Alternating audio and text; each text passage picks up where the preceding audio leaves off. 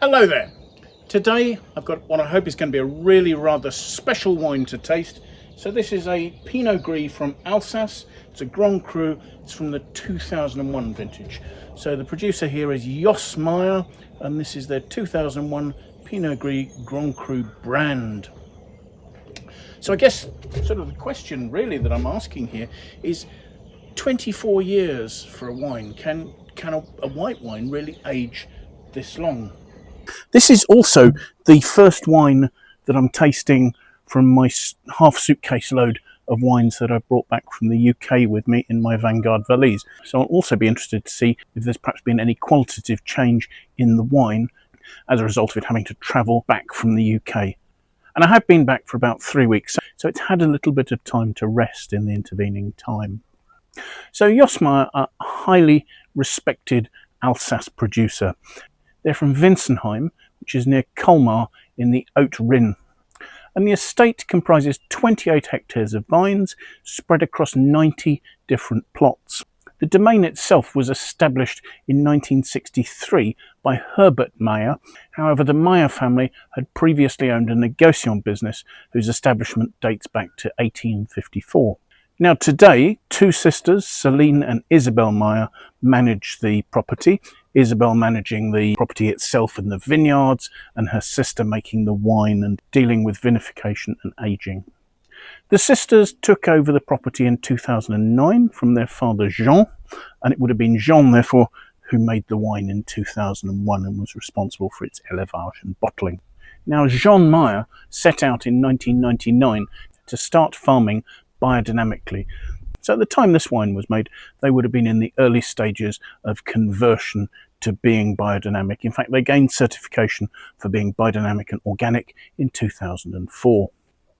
Now, the company has a varied spectrum of wines in their portfolio going up through the price ranges. They grow pretty much all the well-known grape varieties that you'll find in Alsace, and they're evenly distributed through their vineyards. So they've got Riesling, they've got Pinot Gris, they've got Pinot Blanc, Auxerrois, Gewürztraminer, Sylvaner and Pinot Noir. And these varieties are planted on a wide range of different soil types. So they have everything varying from the sort of the granite with black mica and gneiss soils that you find in the Grand Cru brand itself, to cooler, heavier limestone and clay soils in places like the Grand Cru Hengst. So there's an introductory range of varietal wines, and then they have what they call the Artist series. And this was first produced by Jean Meyer in 1997. The idea being to produce expressive varietal wines that express the terroirs of some of the really good vineyards that the estate owns. Vineyards such as Herrenberg and Roerenberg. And then to mark it out, each wine has a label created by a prominent Alsatian artist that is their imagination depicting that particular wine. And then at the top level, they produce Rieslings, Pinot Gris and Gewürztraminer from their plots in the two Grand Cru, Brand and Hengst. In the best years, of course, they will also get fruit from which they're able to produce the sweet Vendange Tardive and Sélection Grain Nobile wines. So a little about the Brand Grand Cru, which sits just outside the picturesque medieval town of Turckheim.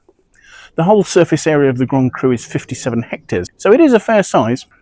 The site's an exposed south-southeast slope whose maximum altitude is 380 metres above sea level.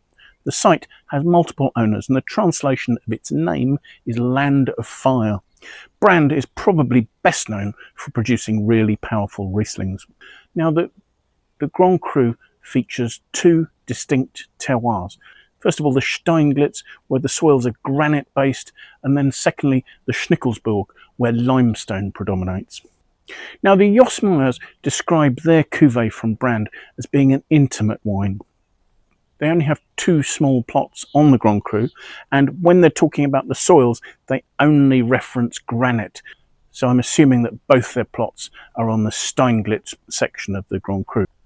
So when they talk about the soils, they say there's a granite substrate. There's a rock composed of granite, felspar and black mica. And this produces a sandy, coarse, free-draining soil because it's friable, dry and dark in colour, has a warming effect on the roots of the vine, and that promotes ripeness and helps promote the combustion of malic acids by the vines. And it also creates a warming microclimate where heat is stored on the surface by the small stones in the soil. Now, the average age of vines there is described as 40 years. Having said that, this wine is 24 years old. So I assume that's probably a current vine age, and that vine age will have changed. There may have been some replanting. Average vine age could even have been older at the time this wine was made, or the vines might have been 16 years old. I really don't know. And when they talk about how they work the soil, coming back to the fact that they're organic and biodynamic, they aren't using any kinds of herbicides, pesticides, or chemical fertilizers. So actually what they're doing is they're grassing down for every other row and lightly ploughing the rows in between those grass down sections. Now, the 2001 vintage was actually surprisingly good for Alsace. One might almost say it was excellent, but the growers had to work very hard because the weather seemed to be slightly against them. Winter and spring were mild, but heavy rain events in May and June really delayed flowering. The weather did improve, but even the relatively warm, sunny conditions of the summer were still cooler than average for Alsace. And it was probably the fact that September was quite cloudy that stopped these wines from being excellent. Thankfully, however, a dry October gave the fruit longer time on the vine to be able to gain full ripeness, but without compromising its acidity.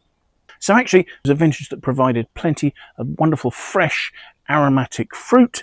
There was intensity and balance, and phenolic ripeness was achieved as well.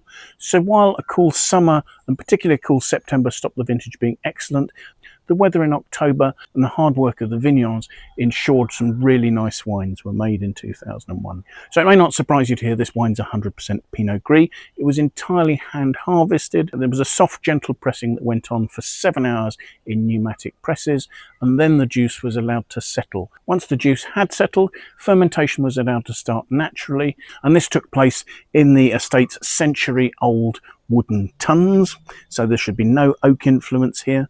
The fermentation being spontaneous, I get the impression this was quite low intervention. I'm told the wine still has about 10 grams per litre of sugar, so it's not particularly sweet, but that very much looks as if the fermentation has been allowed to finish where the yeasts had stopped. There was no pressure to create a completely dry wine. They say the wine was allowed to age on its fine lees for several months, and then that bottling normally happens in July.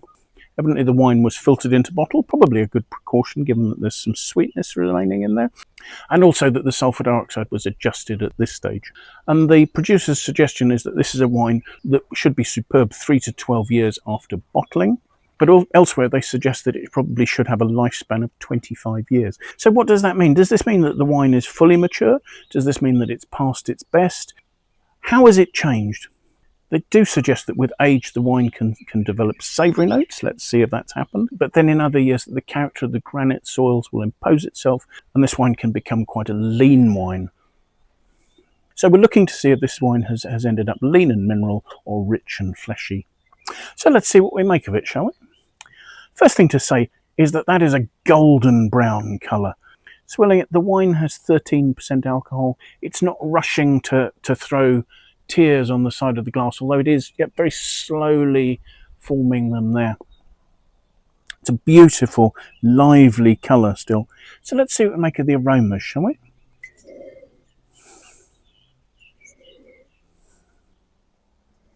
Now here actually, when I had a sniff of this earlier, I had a concern that maybe there was a problem with the wine.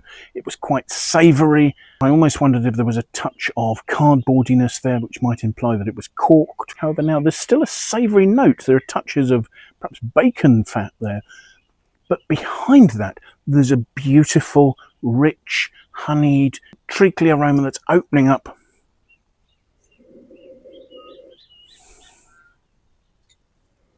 It's fascinating because there is a slightly high-toned aldehydic note, sort of suggesting that perhaps the wine is starting to decline. But behind that there is this spectrum that's actually starting somewhere on a sort of an almost honeysuckle note, going through honeyed notes to this rich, savoury, as I say, bacon fat note. There's plenty of complexity in here, certainly. Still, let's move on to the palate, shall we?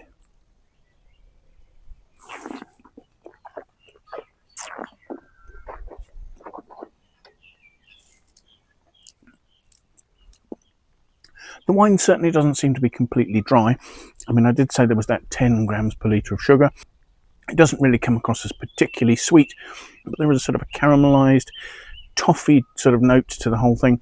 There's perhaps a note of poached pear, something sort of high-toned in terms of the lifted alcohol and its combination with some phenolics. And it's coming through with some ripe phenolics there. The wine's medium-bodied. There's a richness to the fruit. The acidity seems very soft and very gentle.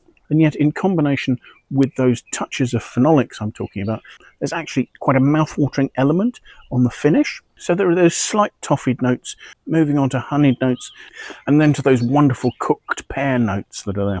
So certainly I don't feel this is a wine that has gone down the mineral pathway. This is fleshy and ripe.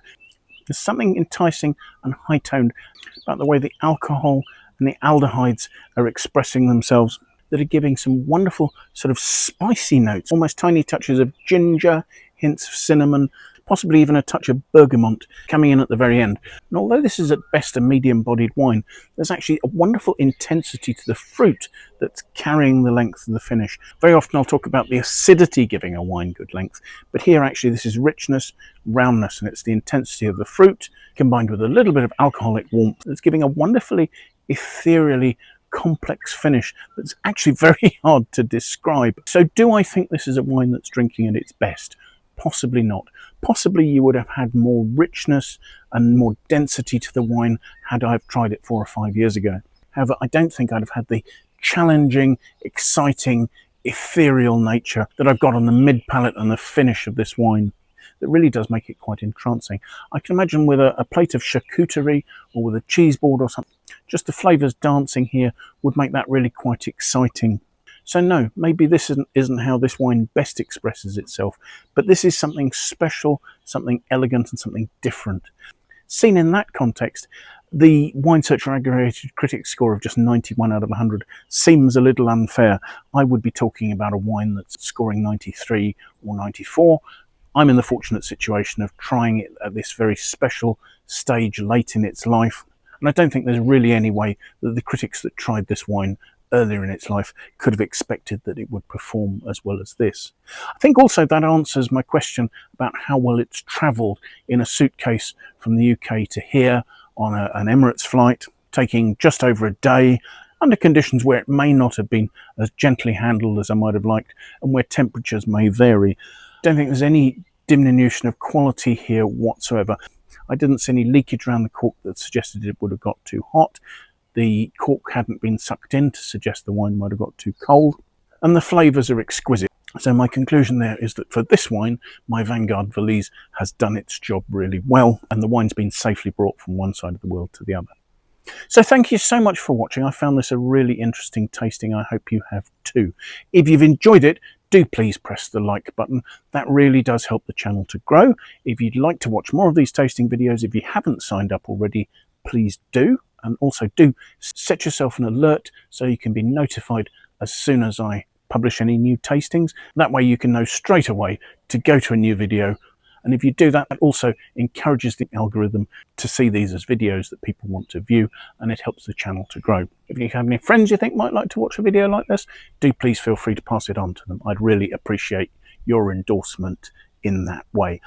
I will of course leave a link in the notes below to the page on the Wine Searcher website for this vintage of this wine. You may not be able to find the 2001 readily available, but it will also direct you to other vintages of the same wine. And there you should be able to get some more background to the wine as well. So once again, thank you for joining me, and I do hope that you'll make some time and come and join me for another tasting sometime in the very near future. Until then, bye for now.